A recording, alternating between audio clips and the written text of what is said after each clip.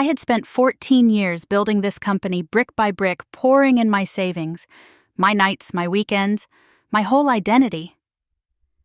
That night, under the golden glow of our $500, $1,000 celebration, I thought I was finally standing in the light I had earned. Then, my son slid a white envelope across the table. His smile was polite, practiced. Inside, I found the kind of words you can never unsee, Mom. Please step down as co-founder. The company needs a younger image. My hands froze around the paper.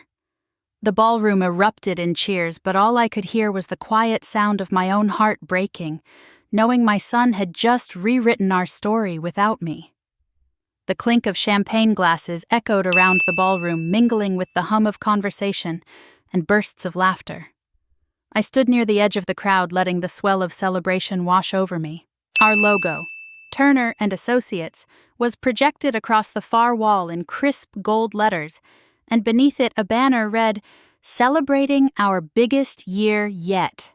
The truth was, it wasn't just big. It was monumental. We had just signed a $500, $1,000 contract with Miller & Coing, a deal I had courted for over a decade. I was savoring the moment, the crisp dryness of the champagne lingering on my tongue, when Ethan appeared at my side. My son, 40 years old, looking sharp in his tailored navy suit, the silk pocket square perfectly matched to the tie I had given him last Christmas. He smiled all warmth and charm and handed me a heavy cream envelope. "Thought you might want to look this over now," he said, his tone casual. I raised an eyebrow but took it.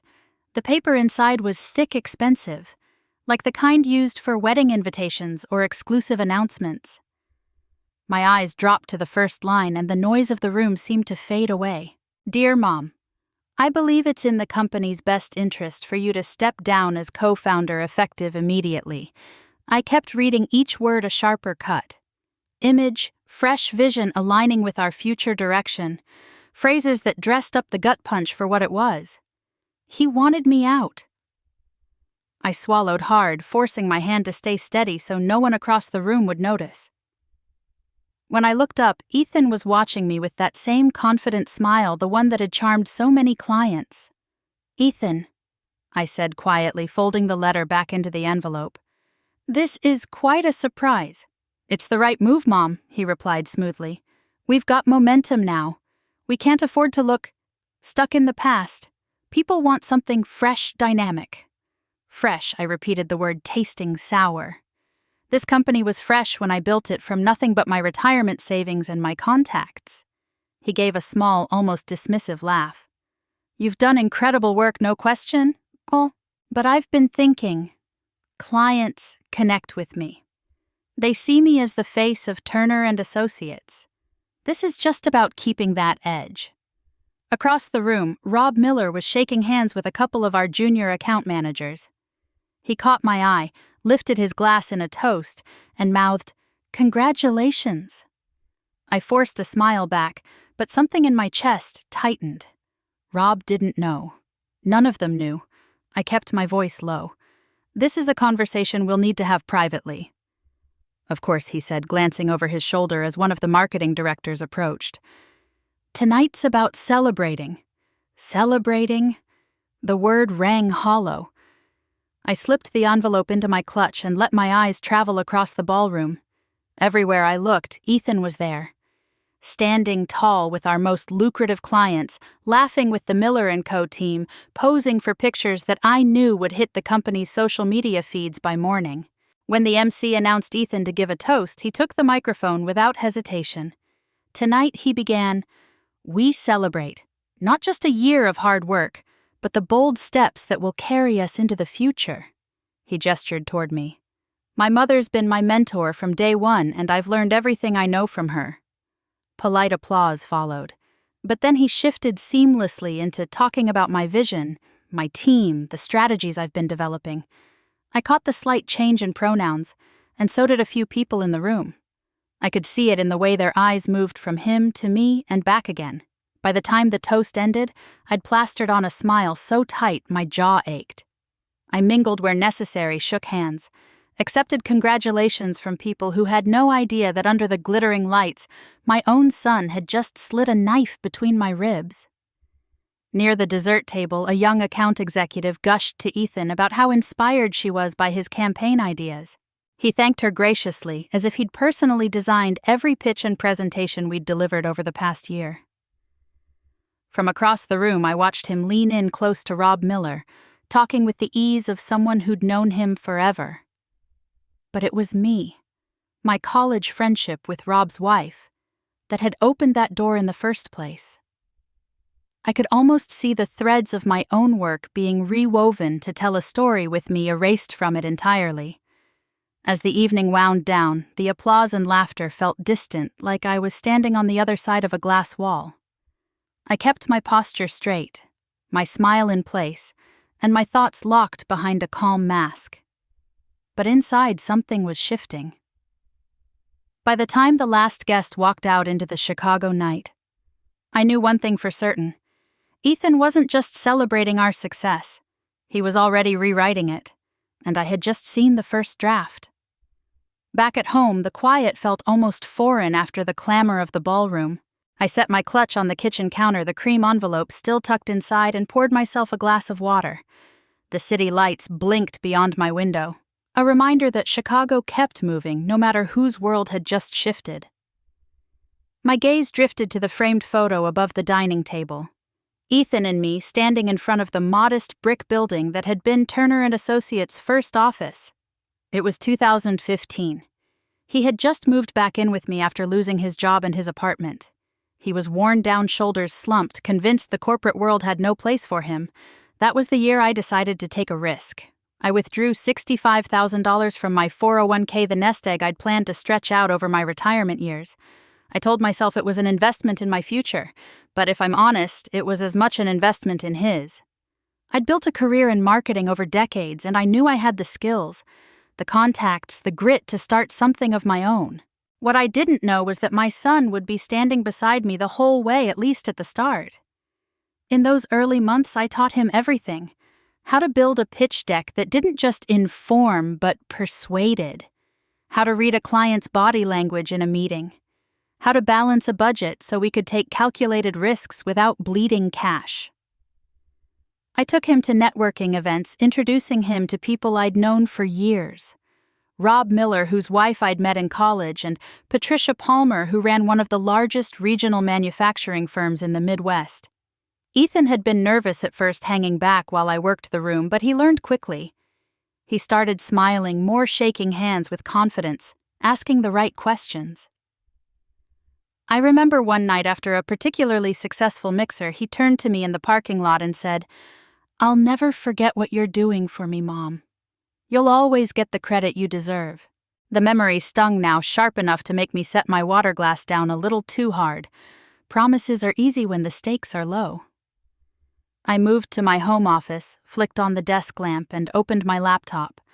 If Ethan thought he could cut me out cleanly, he had forgotten something crucial. I knew exactly where the company's strengths and vulnerabilities were buried. I pulled up the Turner & Associates shared drive and navigated to the contracts folder. Years of agreements stared back at me, each a snapshot of a relationship I'd built. I started with Miller & Coney, scrolling through the clauses until I found what I was looking for. The account was tied not just to the company but to me personally as the certified lead on all campaign strategies. Without my active involvement, they had the right to terminate within 30 days. Patricia Palmer's contract was the same. In fact, most of our high-value clients had similar clauses. Agreements negotiated on the foundation of trust in me, not in some faceless brand. My certifications, my years of industry recognition, my name. The more I read, the calmer I became. This wasn't about panic or revenge. This was about understanding exactly what I held in my hands before making my next move. I leaned back, rubbing the tension from my neck, and considered the LLC operating agreement. When we'd drafted it, I'd insisted on including explicit protections for intellectual property. Every campaign concept, strategy document, and proprietary process I had developed was registered under my name. Turner and Associates licensed them from me. They weren't assets the company owned outright. On paper, Ethan might have thought he was co-founder and CEO. In practice, a huge portion of the company's value was still tethered to me. I began a spreadsheet listing each client, their annual contract value, and the specific ties to my credentials. By the time I was halfway through, the pattern was undeniable. Without me, Ethan couldn't hold on to the accounts that kept the lights on. The clock on my desk read 1:15 a.m., but I wasn't tired. I saved the file, encrypted it, and sat for a moment in the glow of the desk lamp. The house was still, but inside my head, the gears were turning. Ethan had handed me that envelope tonight, thinking he'd written the final chapter of my career. What he didn't realize was that he'd also handed me the opening line of my next one. By the time I pulled into the parking garage beneath our downtown office, the January wind had already numbed my fingers. I took the elevator up to the 12th floor, the familiar ding of the doors opening into the reception area sounding sharper than usual. The office looked exactly as it always had. Sleek glass walls, the Turner and Associates logo in brushed steel. But it felt different. I was in my chair by 9 sharp. 9:30 came and went. It was 9:40 when Ethan finally strolled in, Danielle at his side. She wore a camel-colored wrap coat over black trousers, her dark hair pulled back into a low twist. Ethan was grinning like he'd just come from brunch, not a meeting that could determine the future of the company. "Sorry we're late," he said, as if it were a minor inconvenience. Traffic was insane. I gestured to the 2 chairs opposite my desk. "Sit?" Danielle sat first, crossing her legs with practiced ease, while Ethan took his time shedding his coat and setting his phone screen down on the edge of my desk. I slid a printed spreadsheet toward him. "I spent some time last night reviewing our financials and contracts. I think you'll find this interesting." He glanced at the top page, then back at me. "What am I looking at?" $65,000 of my money that started this company. Client lists built entirely from my network. And I tapped the 3rd column. A record of billable hours.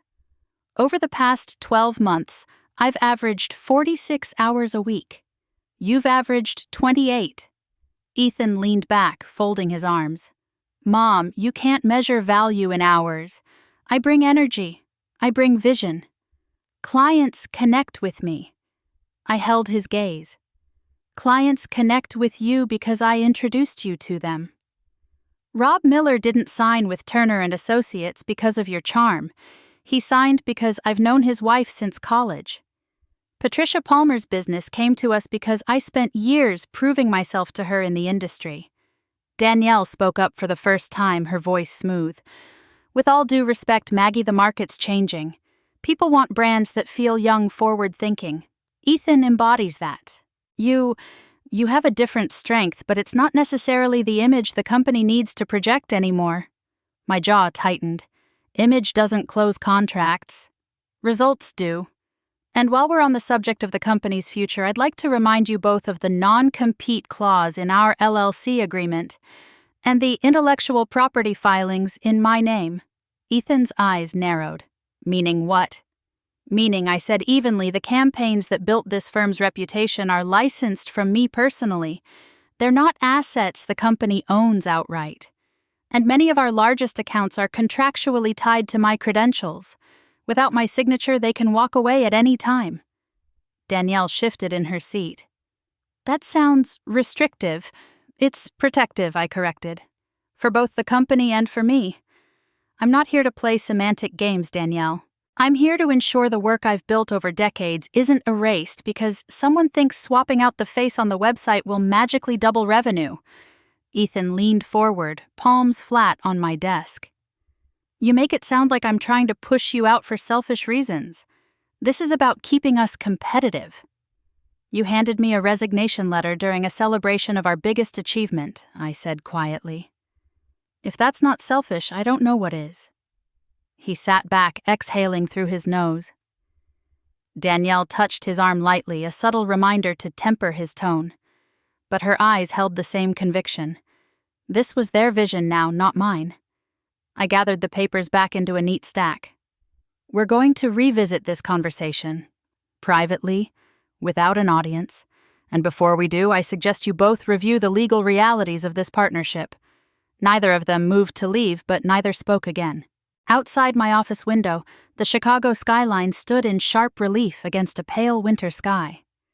I could feel the tension in the room thick enough to cut. Somewhere beneath it all, a part of me almost pitied Ethan. He truly didn't understand how precarious his position was. And that ignorance I thought might be my greatest advantage. 2 days later, I sat in a high-backed leather chair across from Ellen Parker, a corporate attorney I'd known for years. Her office overlooked the river sunlight glinting off the water and bouncing onto the framed law degrees on her wall. Ellen had always been direct, one of the reasons I trusted her. I slid a thick folder across her desk. Operating agreement, full client list, current contracts. I need you to look at them with one question in mind. How much control do I actually have here? She pulled on a pair of reading glasses, flipping through the first few pages with practiced efficiency. Well, she began right out of the gate, the operating agreement is interesting. You're listed as co-founder, yes, but also as the sole owner of all intellectual property created prior to the formation of the LLC. That means she tapped a paragraph. Any campaign concepts, processes, or materials you developed before Ethan formally joined are yours. The company licenses them from you. I leaned forward. And if I revoke that license, they'd have to stop using the materials immediately, she said without looking up, which would effectively cripple their ongoing campaigns. She turned to another section. And here's something else. Several of your high-value client contracts specifically name you as the lead strategist. The clause says the client can terminate with no penalty if you're no longer actively involved. A small pulse of satisfaction tightened in my chest. That's what I suspected. Ellen glanced up, her expression calm but deliberate. Maggie, this isn't just a suspicion. It's a solid leverage point. Legally, Ethan can't just edge you out without losing a significant chunk of the company's revenue. I sat back, letting the weight of that sink in. It wasn't about wanting him to fail. At least that's what I told myself. It was about protecting what I'd built. Ellen continued. If you decide to take action, you could make his position very uncomfortable. But I'd advise starting subtly. Maintain your relationships. Let him make the next misstep. That last part made me smile. I'd always been good at patience when it mattered. Over the next week, I made a series of calls, not to announce anything, just to check in. I started with Rob Miller. We talked about the Miller & Coates campaign, the upcoming product launch, his kids heading off to college. I didn't mention Ethan, and Rob didn't bring him up either. When I ended the call, he said, "Always good to hear from you, Maggie. You know we trust you to keep things on track." Patricia Palmer was next. We discussed the latest industry trends, her plans for expanding into the Midwest, the conference she'd be attending in Denver. She asked if I'd be there to present, and when I said I wasn't sure, she hesitated. It wouldn't be the same without you, she said. Each call reinforced what Ellen had told me. My relationships were intact. My name carried the trust, not the brand alone. And that trust wasn't transferable, not with a signature, not with a press release. By the end of the week, my desk was covered in neatly stacked notes from each conversation. I sat back scanning the list. Every name, every client, every contract was a thread. And I was still holding the loom. Ellen's voice echoed in my head. Maintain your relationships. Let him make the next misstep. I closed my notebook slowly, feeling a calm I hadn't had in days. For the first time since that night in the ballroom, I wasn't bracing for what Ethan might do next. I was ready for it. It started quietly, almost so subtle I could have missed it. 2 of my long-running campaigns disappeared from the shared drive overnight, replaced by sleek, image-heavy proposals with Danielle's design stamp all over them. No consultation, no discussion, just gone. By Monday morning, The office buzzed with the rollout of fresh creative. Ethan moved through the space with the energy of a man convinced he'd just reinvented the wheel. Danielle trailed behind him, tablet in hand, showing mock-ups to the junior designers. I opened my email to find a forwarded message from a client on a mid-tier account, a regional home goods chain we'd kept for 5 years. The tone was polite but clipped. The new campaign materials had delayed their scheduled launch by 3 weeks, pushing back their spring marketing calendar. "We're concerned about the change in direction," the client wrote, "and the lack of communication around it." I filed the email into a folder labeled Client Concerns and started a running document to log every piece of negative feedback that came in. By Wednesday, I had 3 more entries. One from a nonprofit irritated about last-minute changes to their branding package, another from a manufacturer upset that a promised deliverable was missing, and a terse voicemail from a retail buyer who had to cancel a scheduled rollout because approvals were late. In the break room, whispers traveled faster than the coffee pot could fill. "Did you hear about the Lakeview account?" one account manager murmured to another. "They're thinking of pulling..." Heads leaned closer. Voices dropped even lower. People were nervous, and in our industry, nervousness was contagious. I kept my head down, kept smiling when I needed to, and kept taking notes. Each incident was another brick in the wall I was building, not out of spite, but out of necessity. At the end of the week, I attended an industry networking event at the Palmer House Hilton. The chandeliers glittered overhead, the air rich with the scent of catered hors d'oeuvres. I'd barely made it past the check-in table when Patricia Palmer herself spotted me across the room. "Maggie," she called, weaving her way over with a flute of champagne in hand. "I've been meaning to call you. Why weren't you at the presentation for our new Midwest expansion? I thought you'd be leading it." I kept my expression neutral. Ethan wanted to take point on that one. Patricia's brows lifted. Well, it didn't have your usual touch." She sipped her champagne, then added, "You know I trust you to keep things sharp. It just felt different this time." Different. The word landed like a warning bell. We chatted a few minutes longer before she was pulled away to greet someone else. I stood there for a moment, letting the noise of the room blur into the background. In my mind, I could see the careful reputation I'd built. Every handshake, every delivered promise, every midnight phone call to fix a client's crisis, teetering under the weight of Ethan's fresh vision. On the surface, I smiled, made small talk with old colleagues, but under it, a quiet certainty settled in. I wasn't going to let him drag my name down with his missteps.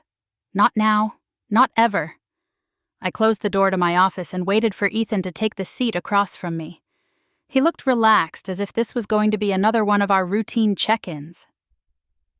"I'm stepping away from Turner & Associates," I said, my voice steady. His brow furrowed. "You're quitting."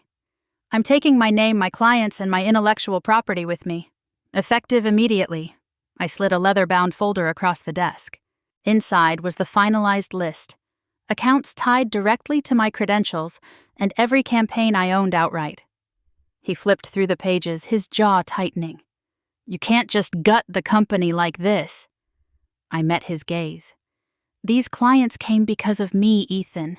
They'll leave because of me. And legally, we both know I'm within my rights." He pushed the folder back toward me. "What if we worked out a split 60 for me, 40 for you? You could still collect without having to start over." I shook my head. "I'm not interested in collecting. I'm interested in creating something on my terms." He leaned back in his chair, trying for a smirk. "And what exactly are you going to do?" "Open some boutique firm out of your living room." "I'm partnering with Marissa Patterson," I said evenly. "She's 32, brilliant, and has been building a network in the nonprofit sector for years. We're launching a firm dedicated to marketing for charitable and community organizations." That broke his composure. "Nonprofits."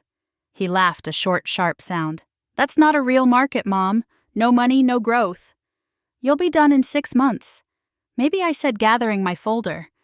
But I'd rather build something meaningful than watch what we created get hollowed out for the sake of looking trendy." I stood, sliding my chair back into place. "The paperwork is already filed. My resignation is in HR. The transition for my accounts will begin this week.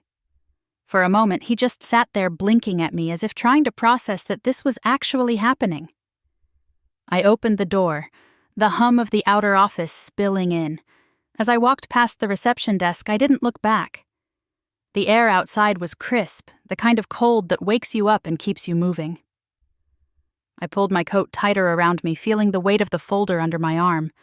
Not as a burden, but as proof. I was ready to start again. Milwaukee Avenue in January had its own kind of rhythm. Coffee shops opening early, the smell of fresh bread drifting from the bakery on the corner, artists hauling canvases into narrow brick studios. Our new office sat on the second floor above a small print shop, the kind of place you could walk past 100 times without noticing. The rent was modest. The paint still smelled fresh, and the sunlight from the tall windows made even our mismatched desks look intentional. Marissa was already there when I arrived, sleeves rolled up, hair in a loose bun. I picked up the keys to the mailbox downstairs, she said, holding them up with a grin. Feels official now. It did feel official. We'd filed the paperwork just after New Year's. Turner, Patterson, Social Impact Marketing. And within a week, our logo was on the door. Marissa brought a Rolodex of nonprofit contacts, most of whom had known her for years from her work running community programs. I brought decades of marketing experience and the ability to build a campaign that could make people pay attention. We spent the first 2 weeks doing what I knew best, setting up systems.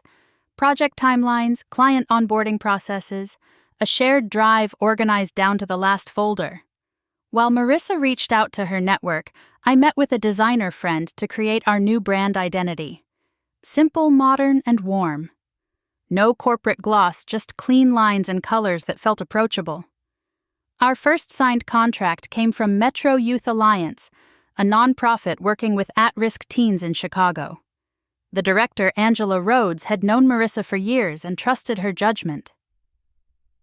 We've never worked with an agency before, Angela admitted in our kickoff meeting, but we've been watching what you two are doing and it feels like the right time. We threw ourselves into the project. Marissa interviewing staff and program participants to capture authentic stories, me drafting a multi-channel campaign plan that blended social media community events and donor outreach. By the end of the first month, we had a full rollout scheduled with launch materials in both English and Spanish. The Friday after the campaign went live, Angela called. I put her on speaker so Marissa could hear. We've had 3 new donor inquiries this morning, Angela said, her voice brimming with excitement, and our Instagram post from yesterday. People are sharing it like crazy. This is exactly what we needed. Marissa leaned back in her chair, flashing me a look that said, "See, I told you." When I hung up, the office felt lighter somehow. We didn't have glass-walled conference rooms or a receptionist to greet clients. We didn't have the budget for catered lunches or glossy printed reports. But what we did have was working. I took a moment to look around. At the scuffed hardwood floors, the shelves still half empty, the 2 desks facing each other like we were back in college study partners. This was the beginning, and it was ours. By early spring, the Metro Youth Alliance campaign was everywhere.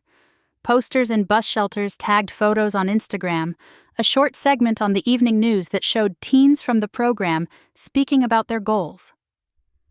The local paper even ran a feature on 2 Chicago women using marketing to amplify community voices, complete with a photo of Marissa and me in our tiny office. The press brought momentum. Within 3 weeks, we signed contracts with a neighborhood food co-op, a women's shelter on the South Side, and a community arts program in Pilsen.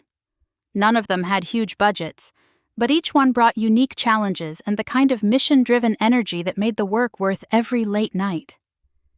Then came the call from the arts program's director, Rafael Ortiz. We hit a snag, he admitted. Their largest donor had pulled out, unexpectedly slashing the budget for an upcoming public exhibit. Without the funds, they'd have to cancel the promotional push entirely. After we hung up, Marissa paced the office. "We can't let them disappear from the calendar," she said. "This show's been 2 years in the making." I grabbed a notepad. "Okay. Let's figure out what we can do without a dime of extra spend. We brainstormed for hours, partnering with local businesses for in-kind sponsorships, recruiting volunteer photographers, repurposing existing content for free distribution channels. By the end of the day, we had a lean but workable plan. 2 weeks later, the exhibit opened to a packed house. Local coffee shops had donated refreshments, a neighborhood print shop provided discounted posters, and volunteers handled social media coverage in real time. Attendance doubled what they'd projected, and Raphael's board chair stopped me at the door to say, "I don't know how you pulled this off, but you saved us." Back at the office the following Monday, I sat at my desk sorting through thank you emails from attendees and sponsors. Marissa leaned over the back of my chair. "This," she said, "is how we build trust. Not with flashy budgets, but by showing up when it's hard." She was right. That week, a quiet shift happened. People stopped seeing us as the new firm and started talking about us as the team you called when you needed results, no matter the odds. And in our line of work, that reputation was worth more than any ad space money could buy. I heard about Rob Miller's decision from Rob himself.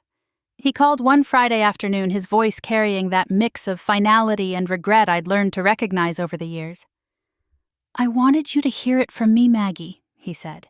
"We're ending our contract with Turner & Associates at the end of the quarter. The last campaign, it just didn't land. I miss the way you used to handle things. Clear communication, attention to detail. It's not the same anymore." I thanked him for telling me directly, though a part of me knew this wasn't just a loss for Ethan. It was the first stone in an avalanche. By the end of that month, I started hearing murmurs from other clients still tied to Turner & Associates. A nonprofit in Evanston was reviewing options. A small manufacturer in Indiana had paused their retainer, the kind of vague, polite phrases that almost always meant they were already halfway out the door. From what I later learned, Danielle was the first to suggest calling me. She and Ethan were in his office one late evening, the weight of dwindling numbers hanging over them. "She knows how to fix this," Danielle had told him. "Swallow your pride and ask her back." Ethan refused. Instead, he greenlit an expensive new campaign. Flashy visuals, bold copy, a complete rebrand in 6 weeks, aimed at salvaging a major retail account. It was rushed, poorly tested, and wildly out of sync with the client's market. 2 weeks after launch, the account terminated their contract. That loss alone, I knew, would leave a crater in their annual revenue. By December, the cracks were no longer hidden. Employees were quietly updating their resumes, vendors were asking for payments in advance. The holiday party was canceled for budget reasons. Somewhere between hearing about the canceled party and the latest round of client departures, I pictured Ethan sitting in that glass-walled office of his, looking out at a shrinking team and an even smaller pipeline and realizing, maybe for the first time, that he didn't have a safety net. And panic, I thought, was probably just starting to set in.